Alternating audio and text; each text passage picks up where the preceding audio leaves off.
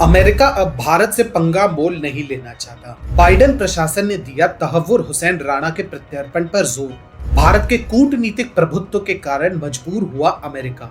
TFI पर आपका स्वागत है और मैं अनिमेश पांडे अब आपको बताऊंगा कि 26/11 के दोषियों में से एक तहव्वुर हुसैन राणा के प्रत्यर्पण के लिए अमेरिका द्वारा उसके न्यायालयों पर जोर डालने के पीछे क्या कारण है। इन दिनों बाइडेन प्रशासन कोर्स करेक्शन में जुटा हुआ है।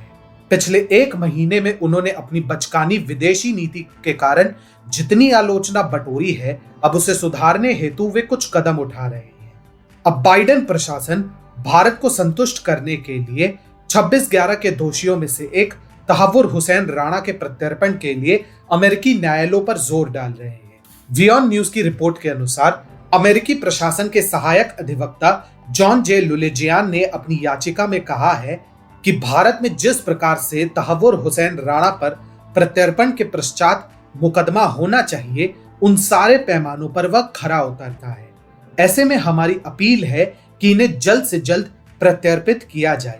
लेकिन तहव्वुर हुसैन राणा ने ऐसा भी क्या किया जिसके लिए वह भारत में वांछित है। पाकिस्तानी मूल के कैनेडियाई उद्योगपति Tahawwur Hussain Rana David Coleman Headley उर्फ दाऊद गिलानी के बचपन के मित्र रहे हैं। इसके अलावा 26/11 के लिए आवश्यक सामान जुटाने, वित्तीय संसाधन उपलब्ध कराने में भी इस व्यक्ति का हाथ माना जाता रहा है। 2011 से कई बार हिरासत में लिए जा चुके तहव्वुर हुसैन राणा के प्रत्यर्पण का रास्ता पिछले वर्ष 10 जून को काफी हद तक साफ हो चुका था, जब लॉस एंजलिस में उसे भारत के द्वारा पेश किए गए साक्ष्यों के आधार पर हिरासत में लेके प्रत्यर्पण के निर्देश दिए गए थे। अब इस दिशा में अमेरिकी अदालत ने निर्णय किया है कि 22 अप्रैल को तहव्वुर हुसैन राणा के प्रत्यर्पण के बारे में निर्णायक सुनवाई की जाएगी। लेकिन बाइडेन प्रशासन उसे भारत प्रत्यर्पित करने को लेकर इतना उत्सुक क्यों है? इसके पीछे स्पष्ट कारण है, अमेरिका भारत से पंगा नहीं मोल लेना चाहता।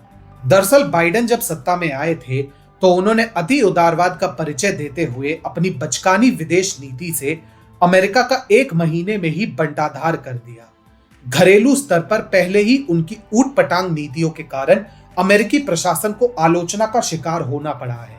इसके ऊपर से कई देशों के साथ उनके संबंध अब पहले जैसे नहीं रहे हैं। चीन की खुशामद करने में अमेरिका ने ऐसे देशों से दुश्मनी मोल ले ली जो आगे चलकर बहुत भारी पड़ सकती है।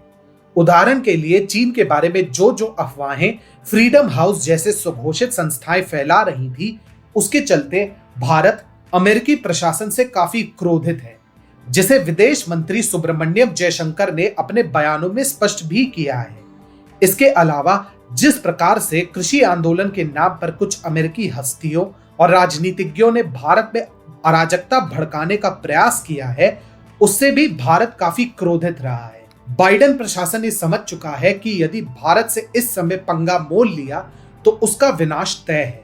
इसलिए रक्षा मंत्री लॉयड ऑस्टिन को अप्रत्याशित तौर पर भारत का दौरा करना पड़ा और संयोग देखिए, उनके दौरे के ठीक कुछ ही दिनों बाद अमेरिकी प्रशासन ने तहव्वुर हुसैन राणा के प्रत्यर्पण के लिए अमेरिकी कोर्ट पर दबाव बनाना शुरू कर दिया था। अब ऐसे में कहना गलत नहीं होगा कि भारत का कूटनीतिक प्रभुत्व अमेरिका भी मानने लगा है, क्योंकि भारत से पंगा मोल लेना अमेरिका के लिए खतरे से खाली नहीं होगा।